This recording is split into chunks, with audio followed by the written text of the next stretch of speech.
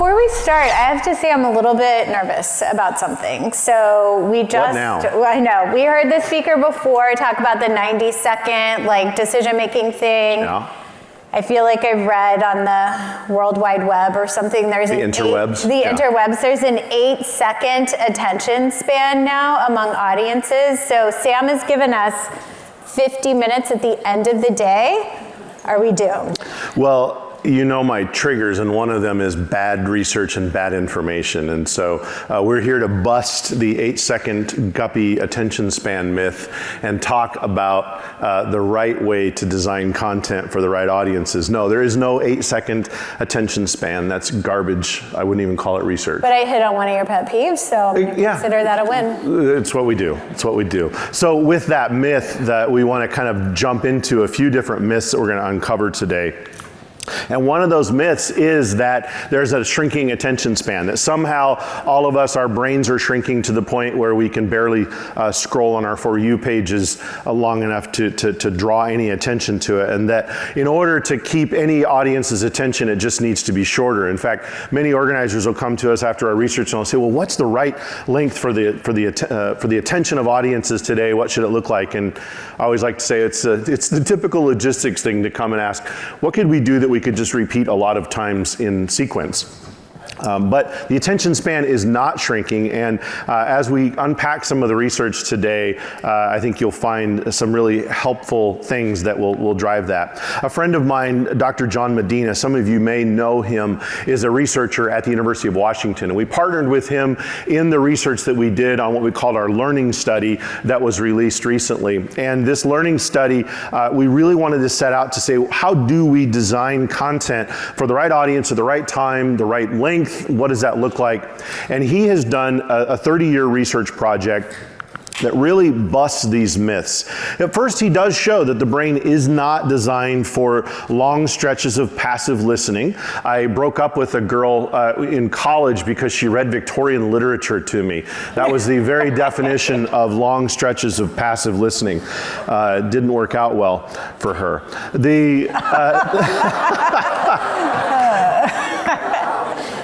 Those of you that know my wife know that I made the right choice. The attention span, though, does naturally drop off after about 10 minutes. That doesn't mean that we design things in 10-minute sequence, but it does mean that what he's defined as the 10-minute rule is that we have to reset the attention span. Somehow we have to tell a joke, show a video, do something different to reset that. And as long as we do that, it works. If you have watched some of the recent movies, the great movies about space with Ryan Gosling and other things that we all have seen, 3 hours and 49 minutes is a very long time. So our attention spans are much longer than 8 seconds. We are evolutionarily hardwired to remember these things, particularly when it's tied to emotion, humor, or sorrow, or grief, various things that are emotionally engaging, we will reset and the retention level goes up significantly. And so really the summary of it is that people learn best when they're engaged, when they're involved, when they're able to apply what they're hearing. And I hope today that you certainly will be able to apply the things that we share. Same. I think it's important to start there because a lot of times as organizers, we sort of interpret disengagement as a generational issue, like young kids have no attention span. Kids these days. It really is a design issue. There's something we can do about it. So we are going to do our best to keep everybody engaged today. But let's say I look out and Joe Webster is checking his emails, or Liana has to leave early to go to the airport, which is the only legitimate reason anybody can leave early today. Then give them the TLDR version. Like, what do they need to know? Well, first I will explain to the kids that TLDR is too long, didn't read.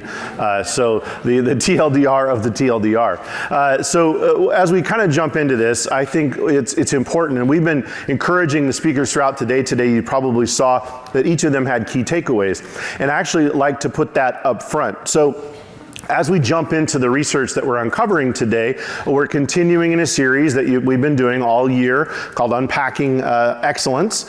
Why do people come to events? They come to learn, to network, to have fun, and do business. And we've called this the Excellence Framework. And as we've zoomed in on this topic of learning, which is really part one, part two will be coming later this summer. As we've zoomed in on this, I always want to start by going through the methodology to kind of show where our research comes from. Almost 5,000 respondents in this study, extremely low margin of error, which gives us an incredible confidence in the insights that we share. And we focus this so where throughout the report, as you get this report and dive into it, you'll be able to look at some of the differences between generations, between genders, between the different types of attendees that are in the report. But back to our TLDR. Our TLDR is this: if you left with nothing else, this is what we found. This is what you should take away. These are the things that surprised us, that inspired us. And the first thing is, and Sam mentioned it in his five data points this morning, that in-person events still dominate professional learning. And that's been reinforced throughout the day today. In fact, Rajul just talked about protecting trust and some of the things that we talk about, and so did Shelley. And the conversation around trust, well, we asked attendees what they were looking for, and they told us that professional learning is where the in-person events really dominate, and that is incredibly important. We also found that attendees are frustrated, though, with the low quality of content, and particularly with just overwhelmed by the volume of content. If you're still advertising your show by the number of square feet and the number of sessions, you're probably doing it wrong. As Rajul shared a minute ago, attendees are coming more prepared, and they're looking for a specific content and content recommendations. It's not about how many, but what matters to the individual. And then next, we're going to talk about some painful topics around general sessions, keynote sessions. We are down since the pandemic across the board about 54% in general session attendance. That's not reflected in our overall attendance, it's reflected on what's happening in that room. And it really relates to the one above, where they basically say, you're giving us so much content, we're gonna go find time to connect and network and do other things. And they're doing it. And it's underperforming for a variety of reasons, which we'll talk about. And the last one, this is really our empathy piece. That is, we understand in asking organizers over several studies, they tell us that they actually do recognize that change is needed, but they don't feel empowered to make that change. And that really inspired us to bring forward the research in a more pointed way to provide you with the things that you can take back to your committees, to your boards, to your CEOs, and talk to them about the things that need to be changed and the data that supports the changes that are needed. So was there anything in the research that surprised you? So as you know, I'm a nerd. I love the data. I love particularly being surprised by the data. And that happens only every once in a while. But this study actually showed something that really kind of took me off guard. And it was, we know that when we talk about these categories of learning and networking and commerce, et cetera, that they aren't standalone. They lean on one another for various things. And what we found, though, was this profound connection between what successful learning is doing and the connection that we have with others, the networking component. And this tie to networking shows up here, where we ask the attendees, what could we do to improve your learning experience? Well, you would think they would talk about the environment or the content in various ways, but they said they really wanted a better ability to connect with others in attendance with common interests and challenges. I think we've all seen that when we're in a room where questions are asked and you say, well, that was a really interesting question, I want to get with that person afterwards. Or of course, the time where we want to go up and talk to a speaker. But this powerful connection surprised me, that when we gave them any myriad of options, they came back with an open-ended response saying they want to connect with others. That's how they would improve the learning experience, which I think is pretty powerful. Yeah. One of the things I kept coming back to in the research is the fact that we all have to remember we're not just competing with other events anymore. We're also competing with LinkedIn Learning and podcasts and webinars and YouTube and basically infinite content.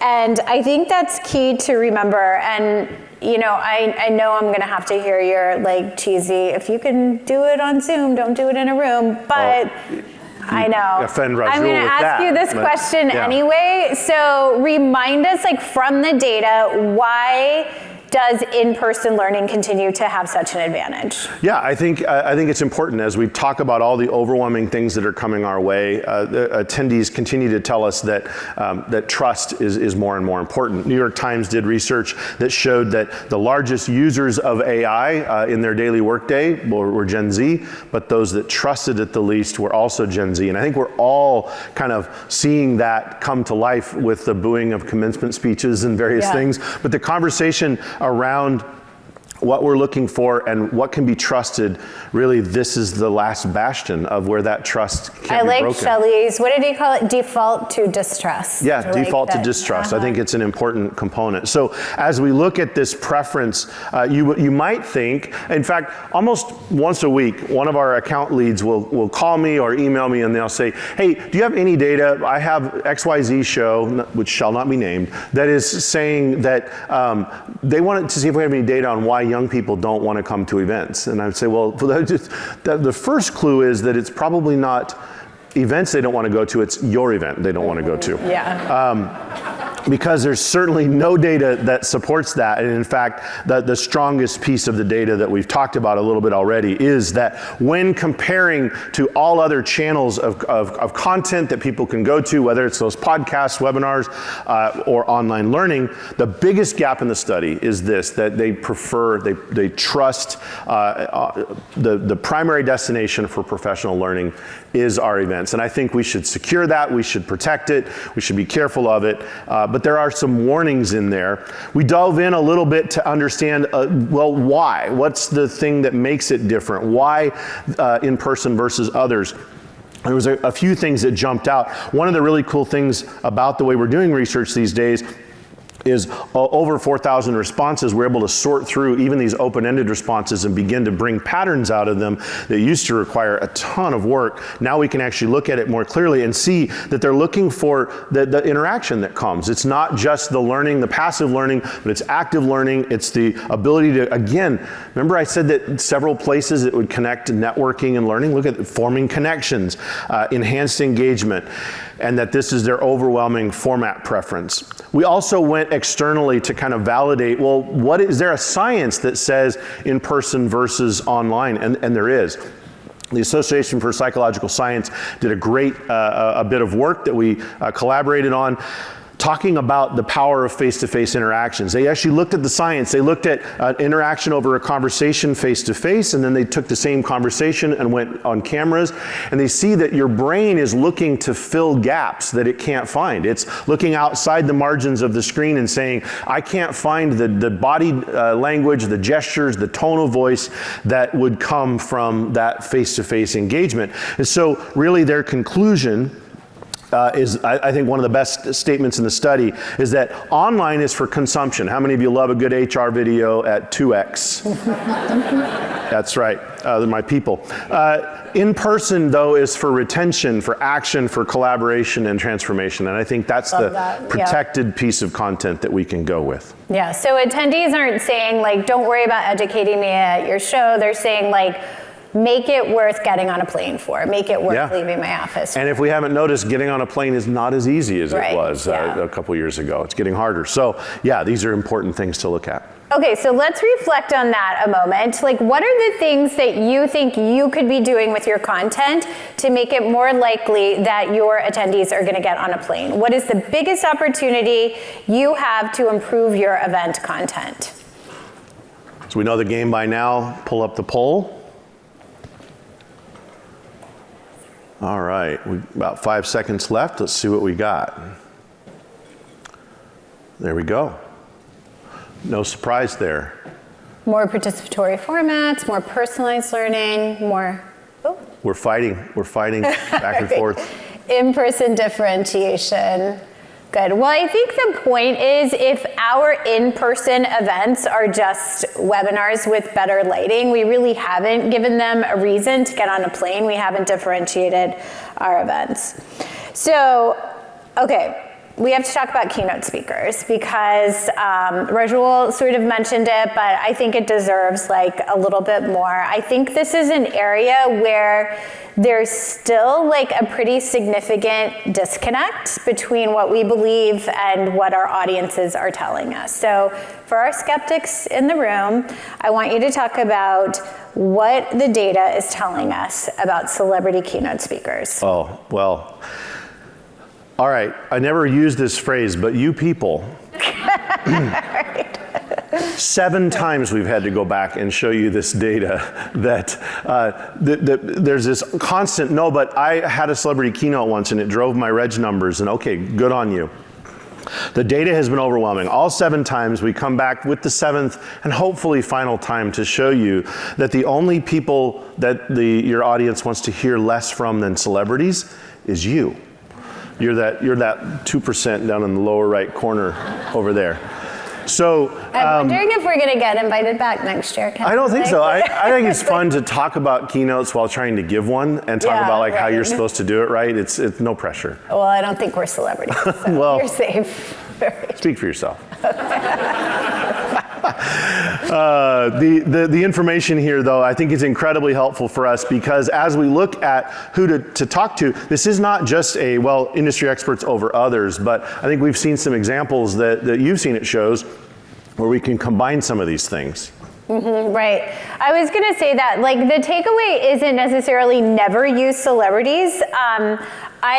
One example of a show I work on is the International Baking Industry Exposition, which is near and dear to my heart. Every year they have Buddy Valastro, the cake boss. They have Duff Goldman come.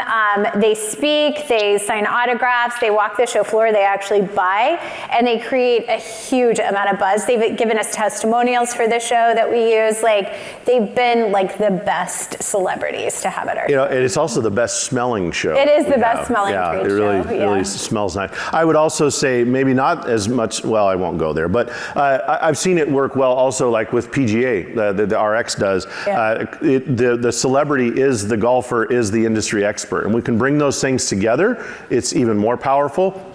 But we can't figure out why this keeps coming up other than I think our C-suite and some of our committee leaders want to be in the room, in the green room with their childhood crush, I guess. I don't know what the example might be, but overwhelming industry expertise, industry trends really drive the conversation. Right, but if you can pair celebrity with relevance, you're fantastic. Fantastic. Okay, so one of the things the research kept saying too is they don't necessarily want more content from us. They want content that's more participatory, that feels more personalized to their needs, and that's just more relevant to their day-to-day.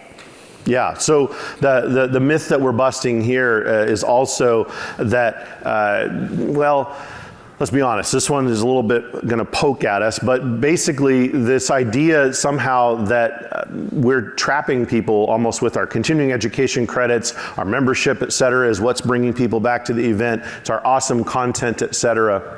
So we asked, and this is often the rub in these kinds of studies, apparently we, the royal we, we're quite proud of our content. We believe, 83% of us believe that our content is so great, it's what brings people back to the event. Less than half of the attendees agreed with us. So there's definitely some room for improvement on this one. And there's not a magic bullet here. As I mentioned a minute ago, it's not just about the right length or these different things. It's really getting in underneath and designing the content for it. So we see when we asked what types of sessions would they look at, what would it be, and you can see that it's kind of spread across. It's not a single thing, although I will say that there is some ranking here, but really not a big gap between the very top of a lecture or presentation down to the panel with a moderator, which we're going to do in just a minute. But the conversation there shows us that there's a variety of content types that are needed, and we need to pay attention to that. But more pointed, I think the opportunity, and we've been talking about this for a long time. I think we all can see the horizon where we're almost there, where the view of personalization for attendees is almost there because of the technologies that are available. But you can begin to see through a number of different places, the attendees are really looking for us to help navigate their experience, who they should connect with, what content they liked that maybe it shows them the next content. Very few people are truly mapping out, maybe it's our dream that they go in months ahead of time and map out their entire trade show experience, their conference experience with all of the things they're going to do. They breadcrumb it, and I think we're going to have to figure out where the technology can do that as well. I liked this, and so the next thing I might want to do will be that. I liked this connection. In fact, we're doing a study with a large hosted buyer show where we're going in and digging into, instead of making 20 meetings, they make 3. How did those go? And then where will it go from there? It's almost like going back to the dating app. If you have 20 bad dates, it's probably you. So this conversation around how we can personalize and we can bring AI to the forefront and curate the journey, I think is going to be how we navigate the time, the type of content, all these different components that make up great learning at an event. Right. Okay, so this is a good place to do our second and last polling question, to reflect on how personalized is your event learning currently. So love to get a feel in the room and kind of see where there might be, how well you guys are already doing, where there might be room for improvement. I feel like we need to count down together, 5, 4, 3, 2, 1, and the results. Mostly track-based. That's interesting, okay? Somewhat personalized. We're still figuring it out. I think that we're still figuring it out, and the mostly track-based might be in the same category. Yeah. Together. Well, I think what's important to do is to reflect on this and to know this is increasingly going to be important with the audiences of today and tomorrow, this personalized learning, and to go back to your offices and think, what can I do to apply this? And this is actually a perfect segue into the next portion of our presentation, where I'm going to bring up 2 amazing women in our industry who are experimenting with personalization and new formats and relevant speakers and all the things. And we're going to hear how you've been putting some of these best practices into place. So please join me in welcoming Chris Peck and Rebecca Sostner. Okay, so as we begin the conversation, I want you first to introduce yourselves, but talk a little bit about your events, because we very intentionally selected the 2 of you, not just because you guys are awesome and brilliant, but also because you represent very different types of events. So you start, Rebecca. Okay, so I am the co-founder and CEO of YADA. And I guess I'll start with what's YADA. YADA is short for Yottabyte, which is a measure of an amount of data. So YADA is a digital infrastructure show that covers all of the infrastructure surrounding the AI revolution, also known as data centers. So we launched 3 years ago. We were 1,500 people in year 1, 3,000 people last year, and planning to hit 6,000 in September this year. And everyone needs to adjust their growth goals. It's just double. Double year over year. Yes. So, and we cover the whole ecosystem, all the way from investing to power to building and construction, through things like heating and cooling to chips and memory and storage. So really bringing together the whole AI ecosystem. And you run a little small startup. Yes, we have a startup event, 71 years in the making. Okay. Of security management professionals, about 15,000 of them. And security management professionals, for those of you who may not know, cover every vertical that you can think of. Arts, healthcare, finance, data centers, hospitality and entertainment. And is primarily male, about 85%, 15% female.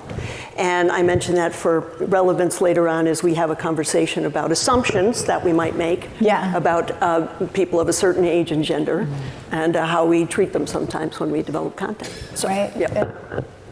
So one of the things I, for many years, was with MDG, and we would do on-site research, and we would ask people why they came, and they talked about, I want to learn, and then we found out they didn't actually go to any of the sessions, the formal sessions. So learning sort of meant something different. So Chris, I'd love for you to start by talking about, like, how do you define learning at GSX beyond, like, the traditional classroom sessions? Like, what does it look like in practice across the entire enterprise? Sure.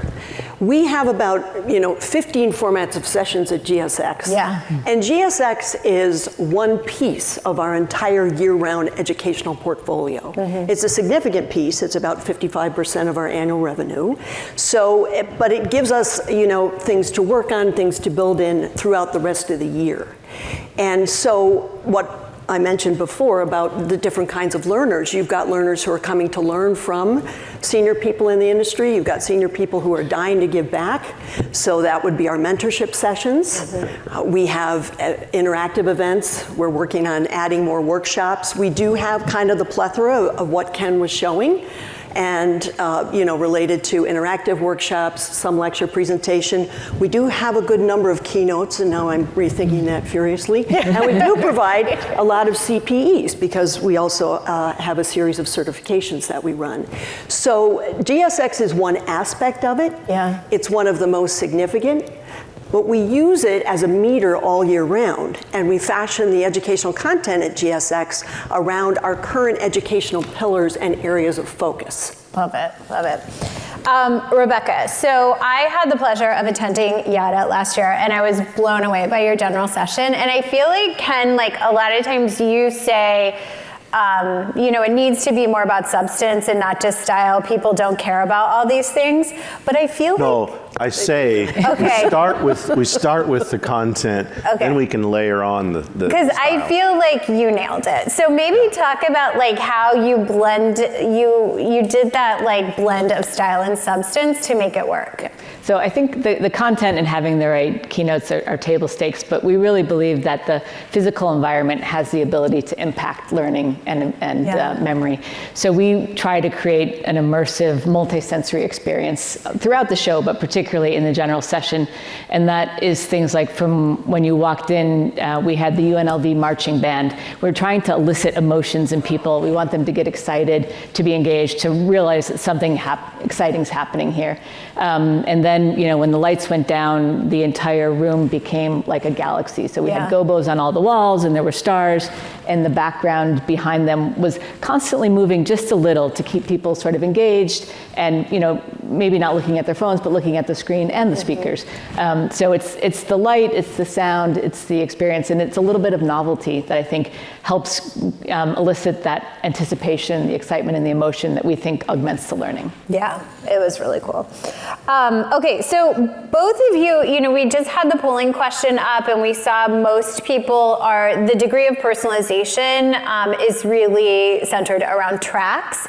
And I feel like both of you are sort of moving away from these rigidly defined tracks and are allowing attendees to sort of shape more customized learning journeys. So I was hoping you could talk to us a little bit about that. And I don't know who wants to start. Chris, you want to start? Sure. Okay. We do have content outline as mentioned, but it's not prescriptive. And as mentioned, it's presented in a variety of formats. So it might be an in-person session, it could be an interactive display on the show floor, it could be the combination of an interactive display and a session. And it could be, again, back to the mentoring sessions that we have, which are really some of the most fun and exciting things that we do. And so we share what's available with people. What we are now starting to implement is, with help from a couple of our wonderful partners, a tracking mechanism in the app so that people can attend a session and just as you were saying, Ken, oh, you saw this, maybe you would like that. So we can help people curate the entire experience. It's not just the session that they're going to, it's this person they may want to meet. It's this exhibitor that they may want to talk to so they can solve a problem. It's this event they may want to attend. So we're working at doing more of that so it is more personalized to the individual attendee. All right, Rebecca, what about you? So we are rolling out something this year that I'm super excited about that we call Knowledge Quest. And what Knowledge Quest is when attendees come, we'll have different topic areas. Say you're interested in sustainability or cooling or something like that. You can pick up a card that will have a number of sessions that are part of that Knowledge Quest. They might be main stage or track. It'll have a number of booths that you can visit that will give you knowledge on that, and then also some roundtable discussions. And then when people follow their Knowledge Quest on that particular topic, they'll find a kiosk with a stamp, and they can stamp their passport. So it's kind of like the old school passports that we might have had in an expo expo hall, but really allows them to follow that knowledge journey over the course of a few days. And then if you complete your knowledge quests, we are putting together in our swag shop some blind boxes. So you'll get a Yada blind box at the end that has a Labubu-like figure inside that we think will add a little bit of surprise and delight, some FOMO, get people engaged in the knowledge quest. Nice, nice. Okay, now I want to ask about something maybe controversial.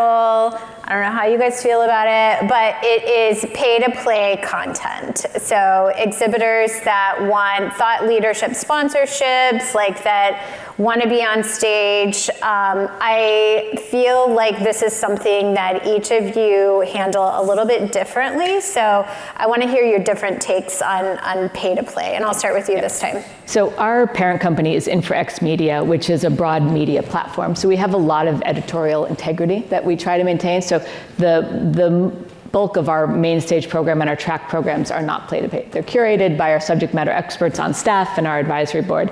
But we do know that our sponsors want to share their expertise. So we do bring in sponsored content, particularly in our expo hall, but we keep it tight. So they can have 10-minute demos on the different stages that are curated according to their area.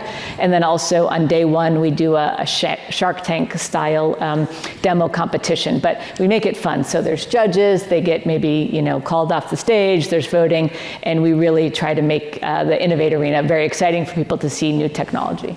The thing that I love that Rebecca talked about with her event is that attendees said, I want to understand what all the different exhibitors and sponsors are offering, but I don't necessarily want to commit to a 30-minute conversation in their booth. So being able to hear like this 10-minute demo gives me just enough to know if I want to visit them or not. Exactly. I would add, we actually asked that in our most recent study, and it's coming out shortly, and it actually is reinforced that attendees, as long as we're transparent about it, are actually looking to that. They actually want to have more understanding, and that subject matter expertise learning, paid or not, it's about transparency, and that is something they desire. I mean, we do see those stages are full when they're in the expo hall. People really want to see that.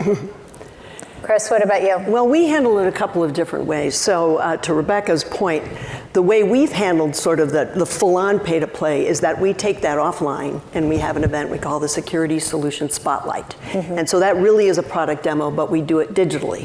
Now the team there will remind me that we are always iterating on our content, and there are a lot of people who would like to have a bigger presence on the stage. Currently on our stages, we divide it between curated content, so we either invite people or they come through the proposal process, and then we have a sponsor of that stage, and then the sponsor fills the content area. Mm-hmm. And the interesting thing, and it probably in all of your industries as well, is that vendors and sponsors are also content experts. Yeah. And they're also subject matter experts. And in our industry, they move a lot between, each place. I'm a consultant, or now I'm full-time at this place, or now I'm an end user. And so acknowledging that from our perspective and experience has been really important. They're really additive. And to your point, Ken, as people know, and they hear, okay, here's what we're going to be doing. Mm-hmm. People are in for it. Okay, great, let's have a conversation. This year we're combining on our school security stage, and school security is certainly a subject that is emotional for a lot of people. Mm-hmm. We have a standard that we published last year. We are doing an interactive display with several options that people use in schools, and then you'll move into the stage. And so we're interested to see how that goes. There's a lot of excitement around it. But so we're always kind of working to figure out what that right mix is. Right. So speaking of that, figuring out what the right mix is, let's talk about how you innovate within your organization, how you plan, how you make decisions. Chris, I think at one point you mentioned experimenting with up to like 10 different formats for your sessions. So what sort of drives that level of experimentation? How do you decide which ones are successful, which aren't? And how do you convince people within your organization to let you experiment with these things? Because an event, it's not like a tech product where you can kind of tweak things. Like you get one shot a year to get this right. So talk a little bit about that. Well, we just do it. We don't tell them. No, it's not true.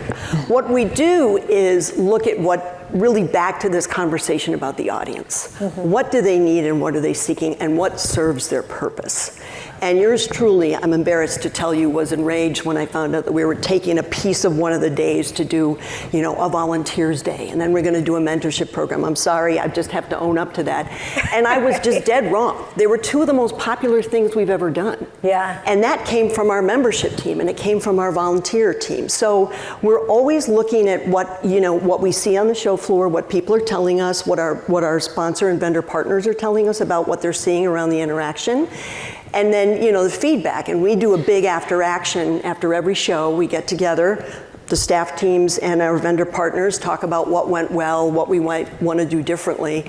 And then it's interesting to see how often our perceptions of the show come back to us in the survey data. Mm-hmm. And a lot of times it's pretty dead on. Yeah. So we might not throw something out, but we might tweak it a little bit. Yeah. It's interesting you saying I got this part dead wrong. I mentioned the baking industry exposition earlier, and I remember it's a show for commercial wholesale bakeries, and we brought in the retail bakers, and one of the volunteer committee members was like, so the show's in Las Vegas, we're gonna have education sessions on Friday nights for the retail bakers to do hands-on, blah, blah, blah, and everyone's like, that is the stupidest thing I have ever heard in my entire life. Like, nobody in Las Vegas wants to be in a class on Friday night. Those sold out. They were the first things to sell out. Like, retail bakers did not like Vegas. Like, having an opportunity to do something social and hands-on in Vegas, like, it was a huge success. Right. So sometimes you never know, but you got to listen to the people that know the audience, and you got to trust them. So what about you? Like, how do you iterate? How do you plan? I mean, a lot of it is what we all do in looking at the data and what worked and what didn't work from the year before. But honestly, I look at a lot of the research. I read a lot of Freeman's research. I try to get ideas from there. I go to a lot of competitive events and look at other formats that seem to be working. So because we're so young, we can try a lot of new things, and it's been pretty easy to change things up. Nice. Ken, what advice do you have? Because one of your TLDR things was like, people know that the change is needed, but it's often blocked within organizations. Is there anything beyond like take the data? Like, what have you seen that's successful in convincing like higher ups that change is needed? One of the things that we're digging into in the research is that most of us rely heavily on our post-event surveys, net promoter scores, et cetera. We've done a study that spans a number of years that basically shows that net promoter is not an indicator of retention. It's not why they're coming back. So we're having to pursue the people that aren't coming or came and didn't come before. So I think that's the gap, to kind of put a mirror up to the organization and say, look, these people that we've pursued are telling us why they're not coming back. We're only getting a 27% retention rate year over year in the industry. There's a whole bunch of people that aren't coming back, and it's easy to get into the cycle of the committees and members that love what we do. Mm-hmm. We love to hear about that. But I think Shelley Palmer said in his session really well that we're in an era of constant adaptation, and if we sit still, we're behind. And so I think that it's just encouraging constant change. Sure, use the data, but go talk to people that don't like your show. Go talk to the people that aren't coming anymore. You'll be surprised, or maybe not, by what you find. And I think that voice is louder to the group. I always remember, Vinny, when you and I were engaged on a consulting project to help with an organization that was evaluating their selection process, and they wrote on the board like their main objective was to attract next generation professionals. And the committee, as they sat around and evaluated sessions, they'd be like, this is too basic, this is too junior, I wouldn't go to this. And it's like, no, like, because there weren't younger generational professionals in that committee, and it made no sense. So I hear what you're saying. Okay, lightning round. We talked about things that we didn't think would work that did. What are some other things? One thing that you didn't think would work that it worked way better than you ever thought it would? Well, I've got to go back to the mentorship session. Okay. I mean, the pictures that we have of people just like sitting over the table, just right there talking to each other. Just beautiful. And it sells out every year. It's always, I think there's 750 people in this room. Like, it's crazy. That's awesome. Yeah. Rebecca? We have early morning breakfast roundtables, and I was like, who's going to get up that early to come down and just meet with people around a random topic? But they're a huge success. Nice. What is one thing that didn't work that you learned from? We had planned to do a C-level only closed door track of the event that was going to be private. It was a more expensive ticket. You had to sort of apply and be accepted. And we got great registration. We sold as many tickets as we hoped to, and nobody showed up. We found once they got there, they were in meetings, they were doing other things, and we had a lot of very disappointed, very senior speakers to empty rooms. So we killed that track. Yeah. Chris? Yeah, we're still iterating on our plenary sessions. We call them game changers, and how to make those the most successful. To your point, it's meant to attract a more senior audience, and just wanting to fill that with the right kind of content. That's the thing that I would say we're always iterating on. Might try some celebrities. Yeah. Are you going to come? Yeah. Okay, good. Then we're good. You're good. Okay, so last question for each of you. Your one main piece of advice you would give to organizers who are rethinking learning at their events. That's kind of a big question to end on, I know, but what do you got? Rebecca, you can start. You know, I steal from the consumer world. Yeah. I look around and see what's popular with my kids or what's popular in pop culture and try to find ways to adapt that to what we're doing. Love it. I would say bringing everyone into the conversation, and back to the discussion before with Kirsten, and it was not meant to be chaotic. It's just that if you have any one part of your organization that's clamped down, not willing to listen, not willing to hear the perspectives, and have, for example, your education, your learning people, and your events people hand in hand along with your BD folks, you're really missing out on an opportunity to get the most out of your event. Good. Does anybody have any questions for Rebecca or Chris that I didn't ask? Was there anything else you guys are dying to know? I'll bite. Okay, and then we have one question over here. Is this live? Hello, hello. Hi, thank you. So for the smaller, more roundtable or breakouts, are those facilitated? How is that staffed? How are you making sure that meaningful learnings and things are coming out of it? We do assign somebody to lead the conversation. They're typically not sponsors, but just somebody who's a thought leader in the industry or somebody who registers, or maybe somebody who applied to speak that we didn't have a role for. So we do try to make sure somebody's assigned to each table to lead the conversation. Yeah, I think what you said there is really I think actually tying it in as part of the speaking agenda, that this is one of the roles that we fill as a speaker, is this role. Right. Exactly. Any other questions? Over there. Over there? Thank you, Helen.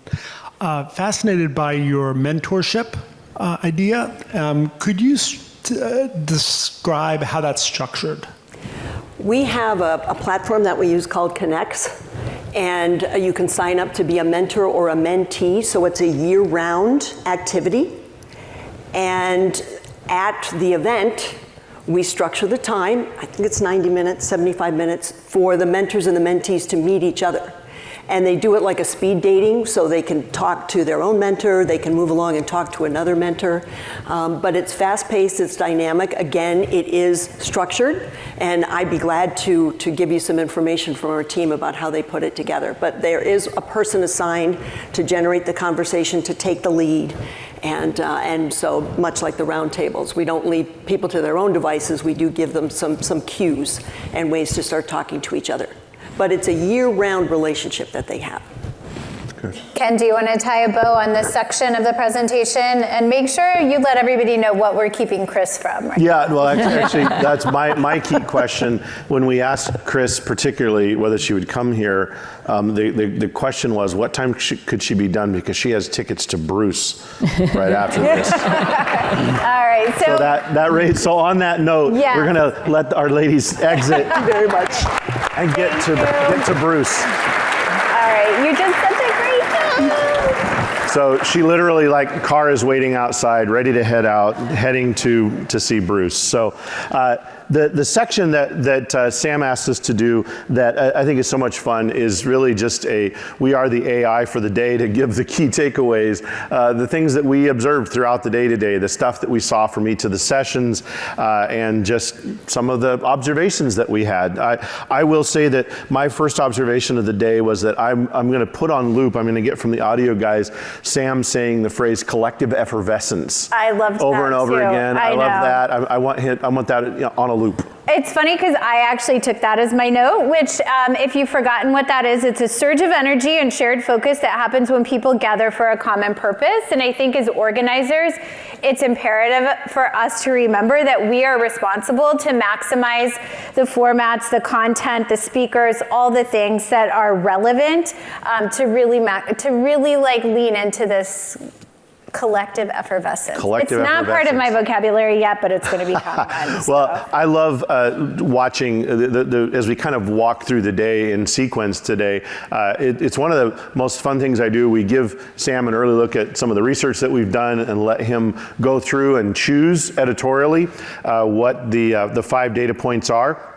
And he always does a good job of that, but collective effervescence would not have been on my bingo card for what he chose, but I love it anyway. So kind of going through the day then, our next session was Edwina. She did a great job. What were your thoughts? I thought it was a powerful reminder that diverse teams are more effective, they perform better, and they make better decisions. And I thought it was cool the way she told the story really illustrated the influence that we can have and the power by asking a simple question, what if? Yeah, it's good. I was reminded, I grew up with a family that traveled globally. My parents were involved in various humanitarian missions and things. I really identified with her conversation around travel changing perspectives. I think all of us are fortunate to be in an industry where we get to travel and get the opportunity to go around the world.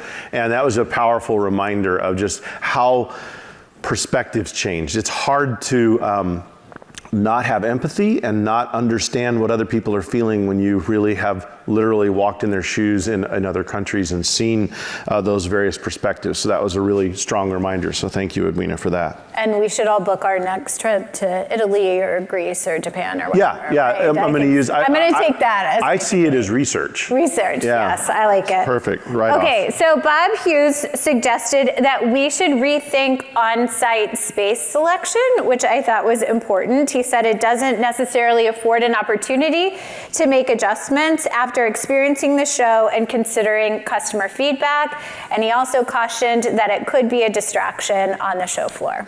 My couple takeaways from Bob's presentation. One is just a constant reminder, particularly as organizers in the business, understanding the customer's customer, really looking through the lens of our exhibitors and partners and understanding who their customer is and what that looks like. And I think that's a powerful reminder.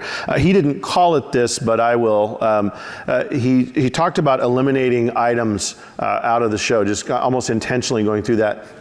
I would call that the Gordon Ramsay principle. For those of you that know me know I love to cook, and I think it's watching someone come in and cut items from a menu. I think we could all in our industry learn from how to remove things judiciously from our complicated menus that we offer. I think it's a good exercise, a good way to look at it. Same.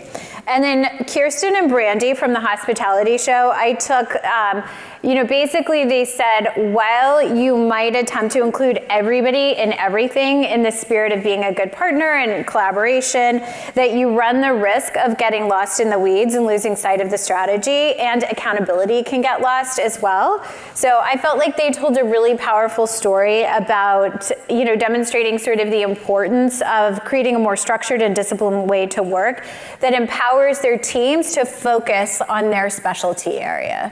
I was locked in. My son's getting married next week, so the whole metaphor as we went all the way through their courtship, their honeymoon phase, apparently of the marriage, I was kind of caught up in all of that conversation. Right. But I do think that the transparency about really making sure that they define the roles, understanding the trust, and letting go of some of the minutia. That's hard in the logistics space to do, and I applaud them for being transparent on that. Agreed. We heard from Fernando, who said if you're not at the table, you're on the menu. And I feel very proud that I'm going to be at the table tomorrow as part of Legislative Advocacy Day. Yeah, I thought it was just a powerful reminder watching what Tommy and the team at ECA have built from what was an initiative called Go Live that has evolved into a powerful advocacy out of the pandemic that has really made a powerful change. I'm looking forward to ECA 2.0. It's great.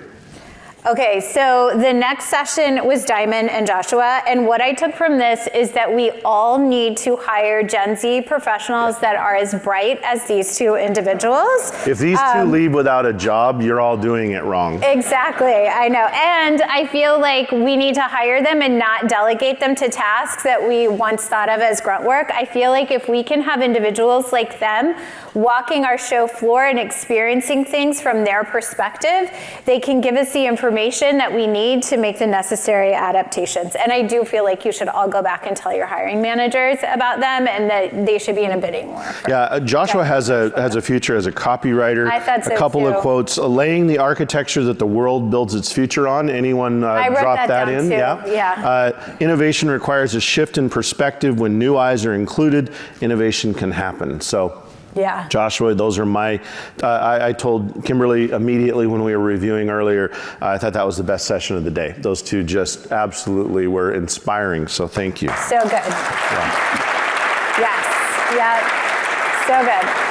I also took copious notes about the vocabulary of AI, task, workflow, agent, model, harness, all of it. I think it's important as leaders that we have the right vernacular to have these conversations. And I also love the prompt suggestion. Ask me clarifying questions until you're 95% sure you can successfully accomplish the task I've given you. I'm going to use that. Yeah, the last piece that Shelley shared with us, obviously, I think probably all of us, I watched the room sit up as we went to the full screen where he's looking us in the eye and telling us to protect trust.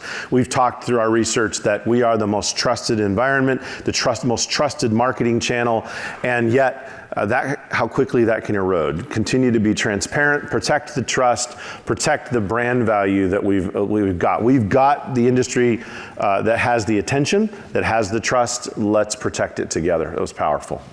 So Rajul's session was next. I thought any minute you were going to rush the stage and hug him. Yeah, we already compared sneakers last night. I know. We talked data. It was amazing. I love the chart that he showed about how attendees have changed since 2015 and how the vast majority come to our shows already knowing what the vendors are selling, what they do, but they want to know, how does this work with what I already have? I think it's a powerful perspective to listen to an exhibitor and a sponsor tell us what they're looking for. And I hope that you didn't take offense, but rather looked at it and said, I need to be listening. I need to be asking the ROI question up front. We've been struggling to provide it on the back end. What if they ask it on the front end? And I think that's a really big challenge to our industry to step up to. So really good session and appreciated his insights as an exhibitor and a sponsor for sure. Yeah, and I think we held everybody's attention for the like most more part. than 9 seconds. I think so. Yeah. But